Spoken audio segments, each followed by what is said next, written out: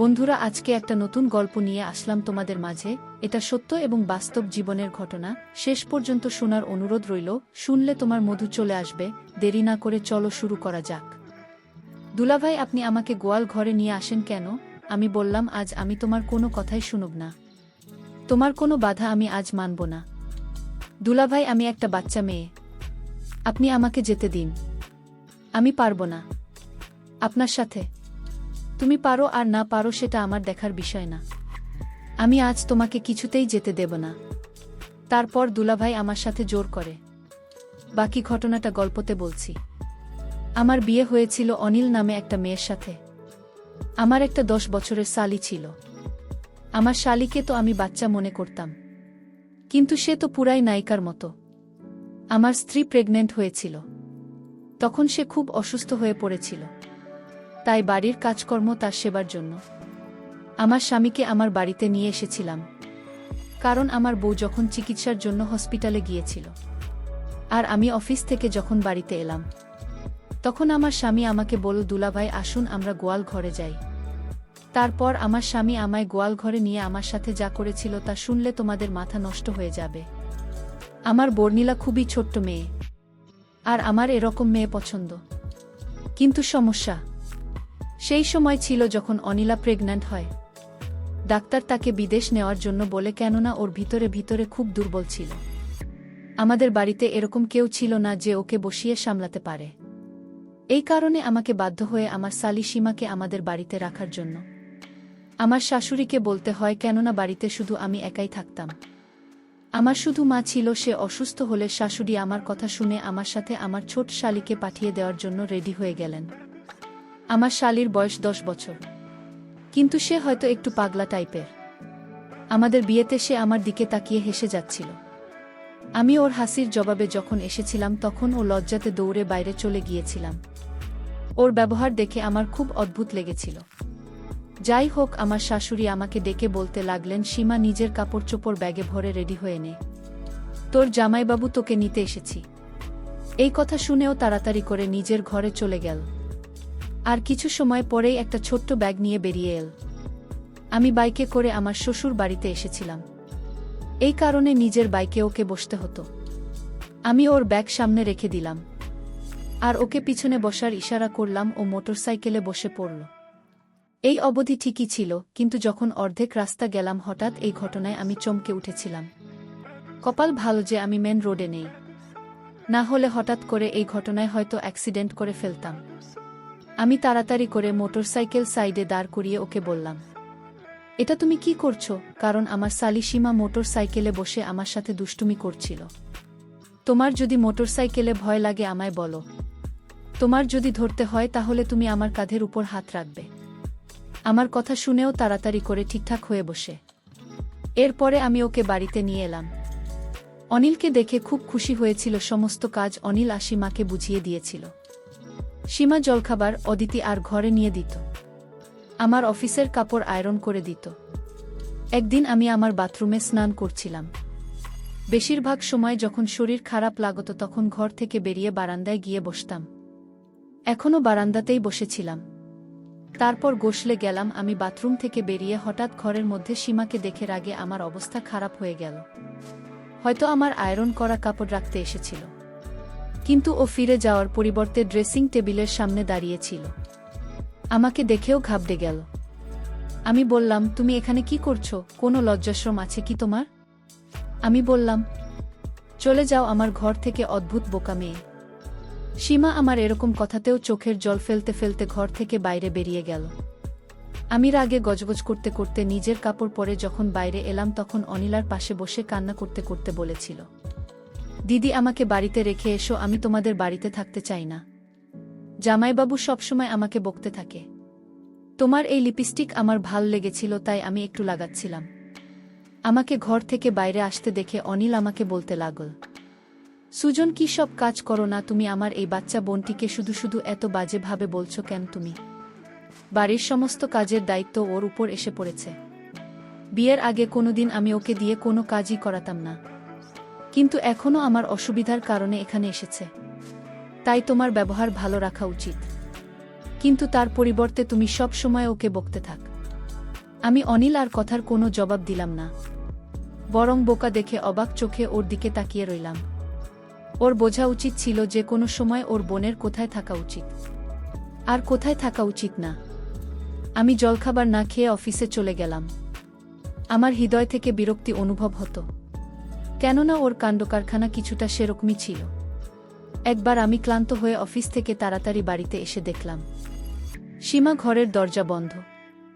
আমার মনে হলো হয়তো নিজের ঘরে আছে। আমি নিজের ঘরে ঢুকে দেখলাম অনিলা চাদর দিয়ে মুখ থেকে ঘুমিয়ে আছে। যখন থেকে অনিলা প্রেগন্যান্ট হয়েছে তখন থেকেই আমাকে কাছে আসতে দিত না, বলতো ডাক্তার সাবধানে থাকতে বলেছে। যদি ওকে দেখে আমার হৃদয়ে অন্য কিছু করার ইচ্ছে হতো, তাই আমি দরজা লক করে অফিসের ব্যাগ এক সাইডে রাখলাম আর বিছানায় উঠে সীমার পাশে গিয়ে শুয়ে পড়লাম। তখন সে বলল, দুলাভাই আপনি আমার রুমে কেন? আপনি এখানে কেন আসলেন? আপনার সাথে আমার আর কোনো কথা নেই। আমি বললাম, তুমি এমন করছো কেন? তুমি আমার সাথে কেন রাগ করছো? তখন সীমা বলল, দুলাভাই আপনি আমার সাথে শুধু ব্যবহার খারাপ করেন। আমি বললাম, ঠিক আছে, আমি তোমাকে আর কখনো বকা দিব না। তখন সীমা বলল, তাহলে দুলাভাই আমার একটা কথা রাখবে। আমি বললাম, কি কথা? সীমা বলল, দুলাভাই আপনাদের গোয়ালঘরে কি থাকে? আমি বললাম, গোয়ালঘরে তো শুধু গরু থাকে। আমার শালি তখন বলল, তাহলে দুলাভাই ওই গোয়ালঘরে আমার একটা কাজ আছে আপনারে নিয়ে। আমি বাচ্চা মেয়ের কথা শুনে অবাক হলাম। বলে, কি গোয়ালঘরে কেন? সীমা বলল, গেলেই বুঝতে পারবেন।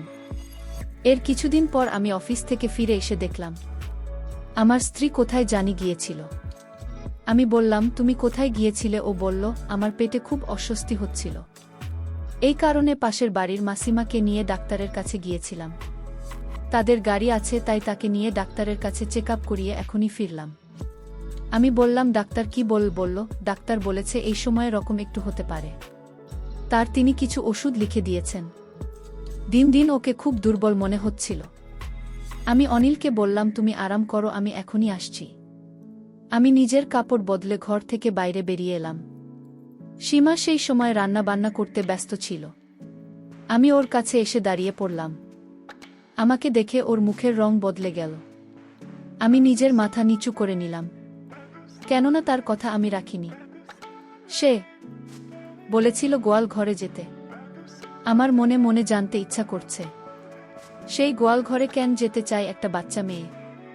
যাই হোক, আমি চাইতাম না এই কথাটা অনিলা অবধি পৌঁছাতে। তাই ওকে বললাম, তুমি যে গোয়াল ঘরে যেতে চাও, বোনকে কোনো সময় বলবে না। আমার গলার স্বর কিছুটা কঠিন হয়ে গেল। তারপরে আমার অনুভব হলো যে এই কথাটা আমার কিছুটা নরম স্বরে বলা উচিত। তাই আমি বললাম, দেখো, তুমি গোয়াল ঘরে যেতে চাও কেন? কিছু কি হয়েছে? হলেও সেটা শুধু ভুল বোঝাবুঝির কারণে হয়েছে। একে তো তোমার আমার কথা শোনা উচিত হয়নি। একদিন রাতে শালি ভুল করে আমার রুমে চলে আসে। আমি চাদর মুখে দিয়ে শুয়ে রইলাম। দুলাভাই আমার বোনের ঘর মনে করে আমার ঘরে চলে আসছে। কিন্তু আমি তো জানতাম সে একটা বাচ্চা মেয়ে, কিন্তু আমার সাথে যে কার্যকলাপ তা ঘটল সেটা দেখে আমার হুঁশ হয়ে গেল। সীমা বিভোর ঘুমে ছিল, আর ঘুমের ঘরে তার বোনের সাথে রাতে যা আমি করতাম সেটা আমি আজ সীমার ঘরে সীমার ঘুমের মধ্যে করে ফেলেছি। যখন সকাল হলো সীমা সব বুঝতে পেরেছিল। আমার মনে হয়েছিল যে তুমি অনিলা, কিন্তু তারপরেও যা কিছু হয়েছে তার জন্য আমি তোমার কাছে ক্ষমা চাইছি, কিন্তু প্লিজ এই কথাটা অনিলাকে বলো না। আমার নরম স্বরে কথা শুনেও বলতে লাগল, আমাকে অনিলা দিদি বলেছিল যে আমি জানি তার ঘরে থাকি। আমি বললাম, যাই হোক, যা কিছু হয়ে গেছে সেটা ভুলে যাও। সঙ্গে সঙ্গে আমার কথা মেনে নিল, আর আমিও নিশ্চিত হলাম। সময় এভাবেই কাটতে লাগল। কিন্তু সীমার একটা আবদার আছে, সেটা হলো সে আমাকে কিছুদিন যাবৎ বলতেছিল তার সাথে আমি গোয়াল ঘরে যেতে হবে। কিন্তু কে যে গোয়াল ঘরে যেতে চায়? আর আমিও ঠিক সময় পাচ্ছি না। কোনো সময় যাব। সে আমাকে বলেছিল এদিনের রাতের ঘটনা তার দিদিকে বলবে না, যদি আমি তার সাথে গোয়াল ঘরে যাই। এসব ভাবতে ভাবতে এদিকে আমার স্ত্রীর অবস্থা ঠিক বলে মনে হচ্ছিল না। সময় যত কাটতে লাগল, শ্বাস নিতেও তো কষ্ট হতে লাগল। ওর শরীরে রক্তের খুব অভাব ছিল।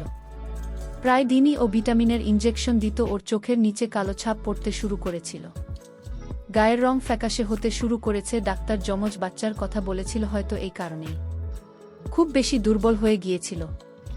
9 মাসে তো ওর অবস্থা এমন হয়ে গিয়েছিল যে আমাকে বাড়িতে হুইল চেয়ার নিয়ে আসতে হয়েছিল, কেননা একদমই হাঁটতে চলতে পারত না। ডাক্তার অপারেশনের কথা বলেছিল, এই কারণে আমি ওকে হাসপাতালে নিয়ে গেলাম। কিন্তু অপারেশনে অনেক সমস্যার সৃষ্টি হয়েছিল। 1 ঘন্টা পরে লেডি ডাক্তার ঘর থেকে বাইরে এল, নার্সের হাতে 2টা বাচ্চা দিল। নিজের সন্তানকে দেখে আনন্দে পাগল হয়ে গিয়েছিলাম, কিন্তু ডাক্তারের মুখ দেখে আমার হৃদয়ে খটকা লাগল। লেডি ডাক্তার বলতে লাগল, মিস্টার সুজন, আপনার স্ত্রীর অবস্থা খুব খারাপ। এটা শুনে আমি টেনশনে পড়ে গেলাম আর বললাম, ওর কি হয়েছে? তখন তিনি বলতে লাগলেন যে ও সারভাইভ করতে পারছে না, ওর কাছে অল্প কিছু সময় আছে, আপনি প্লিজ গিয়ে তার সাথে দেখা করুন। এটা শুনেই আমার যেন মনে হলো আমার পায়ের নিচ থেকে মাটি বেরিয়ে গেছে।